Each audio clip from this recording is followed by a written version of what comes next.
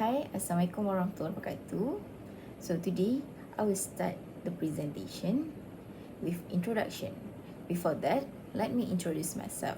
My name is Sabrina Binti Nazaruddin and my ID number is 5721212128. As we know, the coronavirus disease COVID-19 first appeared in Wuhan, China at the end of 2019.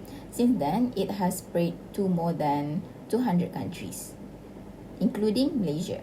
After 2 years of pandemic, on April 1, 2022, Malaysia will enter the transition to endemic phase of COVID-19, removing all the restrictions on business operating hours and permitting unrestricted prayer.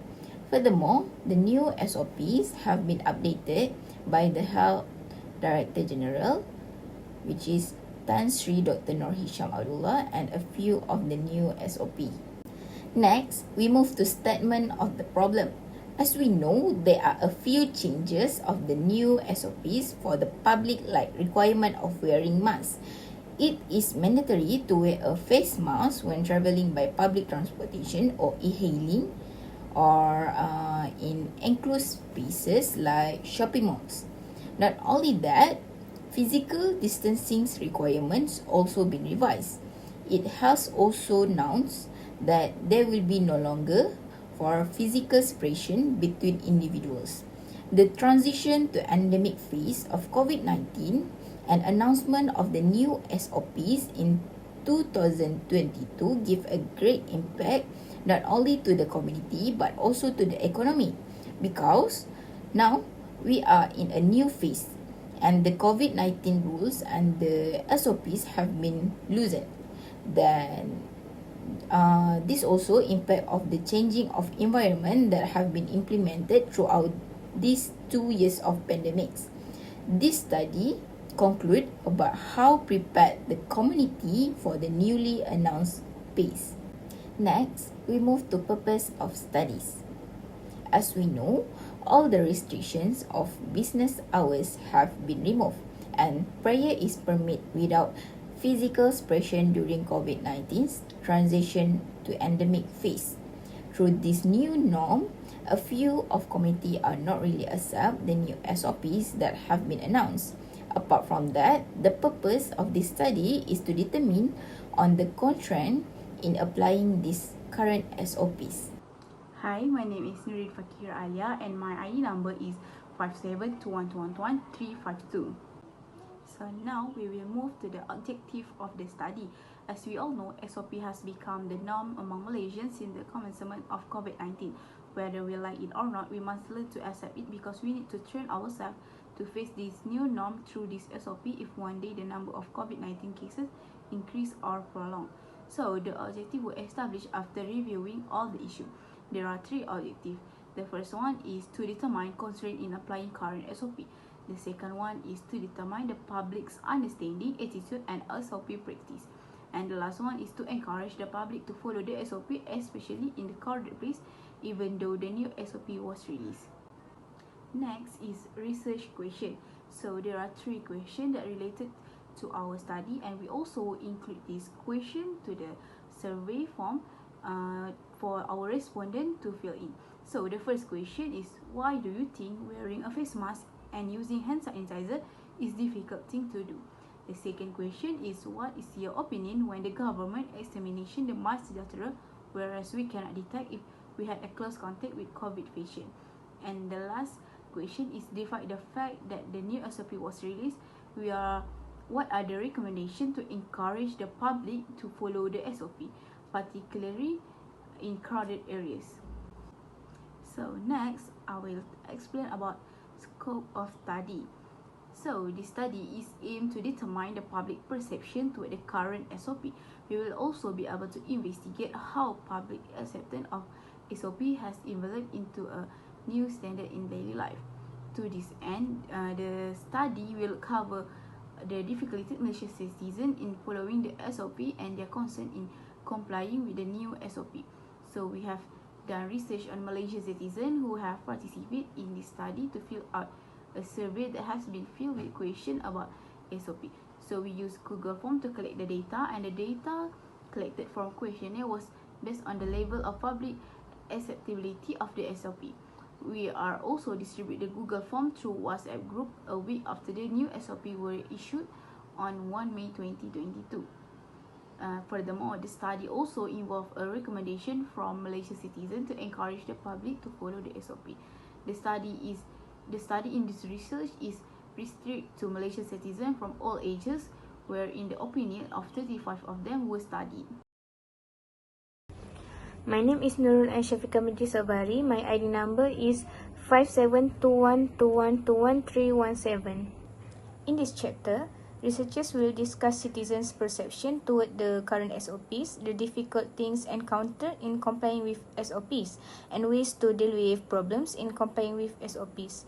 This research will be enhanced and supported by the result of a questionnaire from Google Form and the Internet. This to ensure that the research is not only based on the views of the researcher but also include original statements from authors and authors about research. SOP stands for Standard Operating Procedure. According to Catbrush, a SOP is a series of written instructions that specifies the step-by-step method that must be followed to conduct a routine task correctly. Next, there are some difficult things encountered in complying with SOPs. First, most workers have to work from home. Nicholas K. mentioned that there are a number of severe SOPs in place which are intended to help limit the spread of the COVID-19. Despite this, there are many complaints have lately been filed with the MHR over illegally required physical presence for employees as well as forced overtime. As a result, if employees do not follow the obligatory rules, they will face serious sanction in addition to the indirect consequence of spreading COVID-19. Second, some difficult things encountered in complying with SOPs is travel anxiety. Typical travel anxiety is concerned with what may happen in the worst case situation, like people think getting in a car crash, missing flight, or losing passport. While such occurrences have little no basis in reality or facts, COVID-19 is a serious threat. The Centers of Disease Control and Prevention warns that the more you travel, the more likely you are to become infected with the virus. Third, the difficult things is restrictions in sports and recreational activities. The government has enforced restrictions on sports and recreational activities, both indoor and outdoor. In this context, this has resulted in the closure of gyms, stadiums, pools, dancing and fitness studios, physiotherapy centers, parks, and playgrounds. At first MCO, the citizens were not allowed to do physical exercise outside of their homes, even to take a walk for getting some fresh air. As a result, this has affected the citizens' mental health because the citizens were forced to adapt to the sudden changes. Last but not least, the difficult things is complying with SOPs, the online distance learning. COVID-19 has caused society to adapt the new norm where the student had to face ODL. This was including the school pupils and university students. They could not attend the class physically at their school and campus due to the lockdown. When this happened, the students needed devices to go for online learning and have to attend the class through the devices screen. During this phase, there were many students who faced some problems to prepare new devices due to the financial crisis during the pandemic. My name is Satamita Azman, ID 5721211310. Next is the literature review about ways to deal with problems in complying with SOPs. Firstly, the employees have to abide by the set rules. The employee must realize that as long as they follow regular processes, they will be alright. And then the company should create better inter-department links, and not only that, it is mentioned to update the company policy regularly to expand in a healthy manner. Secondly, those who have travel anxiety are advised to get vaccinated before traveling.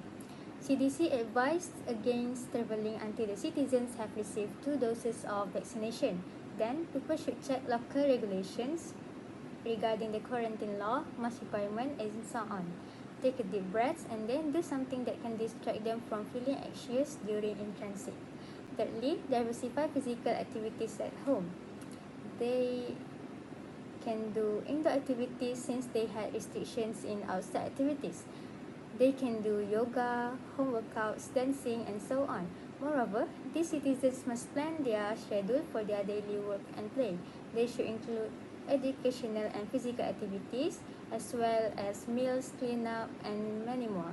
In this context, diversifying physical activities at home can help to reduce stress and anxiety and also reduce screen time. Lastly, the citizens must connect with family, friends, and lecturers. For students, it is advised to contact and seek help from the friends and lecturers if they are having hardship in academic. They can connect with them by video calls and many more. Not only that, all citizens have to keep in touch with other people to get emotional support and to cope with their difficulties. In conclusion, this literature review assists the researchers in identifying information and completing a successful study. My name is Nurziana Izzati binti Muhammad Zamri and my ID number is 572121213118. So, in this chapter, we will discuss about the method that being used for this research. The study of research technique, or more precisely, a framework that is closely tied to research and logic based on idea, attitude, value which are factor for the decision researcher or other user make. It's known as methodology. A respondent of study is a total of 35 students from UniKL MyTech participate. Research instrument used is the design selected for this research study was quantitative research, and this is based on seen or measured data examine issue regarding a sample population using scientific analysis. So this is the quantitative process. First, identify the research problem, review the literature, state research question and hypothesis, plan research design, implementation of research study, presentation, and lastly, presentation and explanation of result. So for the survey, the researcher used a quantitative-based questionnaire with 40 questions organized into 4 sections, which is A, B, C, and D. Next is data collection. Data collection is the following approach used to obtain data. For our group, we use Google and Internet form. The Google form is an important method to check the accuracy of the perception obtained by the researcher through the answer given by the respondent.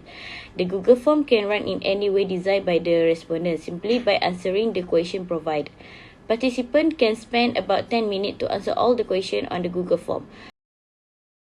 My name is Siti Murshida binti Muhammad Malik. My ID number is 572121213101. I will continue with chapter 4, which is result and discussion. So for section A, we ask about the demographical questions about our respondents. The first question is on the age range of the respondents. We find that 35 out of 35 or 100% of our respondents are from the age range of 18 to 35 years old. Next, we ask on the citizenships of the respondents, and 100% of them are Malaysians. The third question is the vaccination status of the respondents. So, one of our respondents are partially vaccinated, 15 of them are fully vaccinated, and 19 of them are boosted. Next, for section B, as you can see on the slides, the first question here, we find that 85.7% of the respondent thinks it is effective, while the rest disagree with the statement. For the second question, the majority of the respondents, which is 54.3%, voted no, while 40% voted sometimes, and 5.7% voted yes. The third question, majority of them felt unsafe, while 17.1% of them felt safe. Next, we find that 51.4% disagreed with the extermination of MySejahtera application, while 48.6% agreed. The fifth question, the respondent mostly disagreed with the fact that wearing masks indoors only can reduce the virus to be spread, while 42.9% of them agreed with the statement. Continue with question 6. 62.9% voted no, 25.7% voted sometimes, and 11.4% voted yes.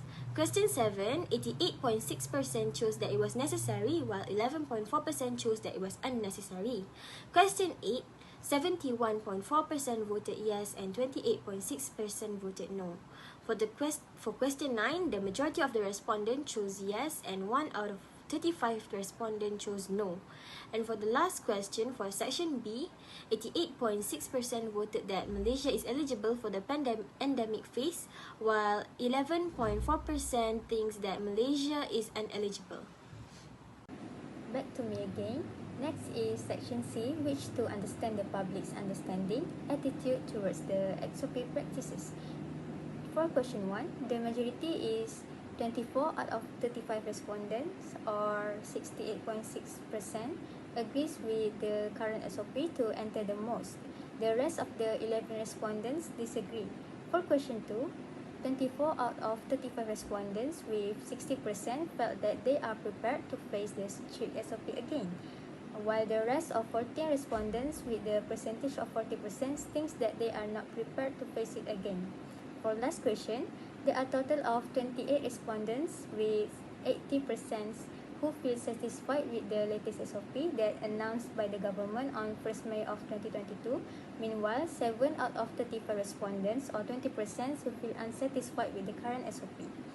In conclusion, Chapter 4 discuss decisions and discussions based on research conducted by the researchers. Based on the data obtained, there are still some citizens who are not satisfied with the current SOP. My name is Siti Nursalim bin Muhammad Suami. My ID number is 572121214113. Now I will be presenting about conclusion and recommendation. One of the main objectives of this study is to identify the constraint in the application of the current SOP. The goal of this survey is to evaluate citizen perception regarding the current SOP. There is 3 recommendations based on the finding. The first one is tighten the law. People dare to ignore the law because the enforcement was taken down, and whereby there is no further inspection was carried out. So the government should enforce the law by penalize and impose someone a fine who did not follow the SOP, like not wearing a mask in a building. Next is the Ministry of Health of Malaysia must always remind about the daily cases like previously, and must advise public to take more precaution. This is because the public need to acknowledge that this virus is still lethal. The third one is take a good care of our own self. After living 2 years with coronavirus, people should know and already have learned that how to protect themselves. For example, if someone got fever, or experiencing symptoms, they should quarantine at home and avoid making physical contact with other people. So by this practicing attitude, we can face the constraint in the application of the new current SOP. Lastly, the recommendation for future research. The researcher can enhance their research by conducting an interview instead of just relying on questionnaire and the internet. This is because obtaining data from the internet could be not accurate, since it is a secondary data and it may change by someone. In a nutshell, researcher can find the best method to solve the problem of facing constraint while applying the current SOP.